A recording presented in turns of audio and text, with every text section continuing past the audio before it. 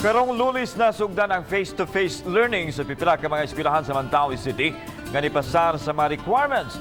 Maong subsub ang pagpangandam aron magmalampuson og luwas ang pag-back to school sa mga estudyante. Ano ang detalye sa report ni Nico Serino.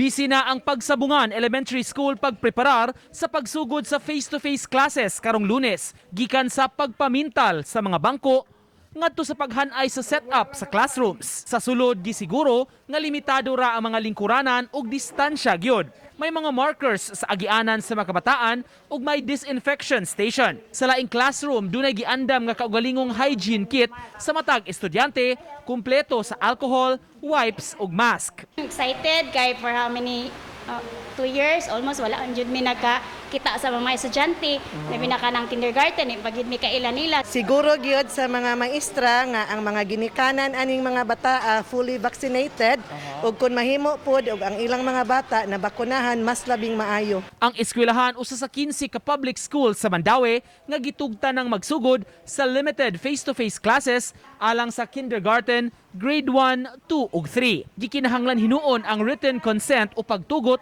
gikan sa ginikanan sa pagsalmot sa kabataan. Ang purpose ko na is especially for the lower grades reading.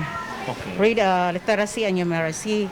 Then follow up for the modules because there are some parents nga gid sila maka-assist sa ilang kon kay they're very busy with their work. Matud sa Mandaue City Division, andam na sila sa pagsugod sa batch 1 sa face-to-face session. Na-inspeksyon na ang mga eskwelahan, nipasar sa checklist ug sagad nakabuhat na og simulation activity. We have been preparing mga kuan pa man last year pa no, last December no, but we were not able to conduct the face-to-face classes because of the katong quarantine classifications ato ang city. Laing batch sa mga eskwelahan nga giandam nga mag face-to-face hayan magsugod na sunod buwan. Uban ni Godfrey Relien, Nico Sereno, Balitang Bisdak.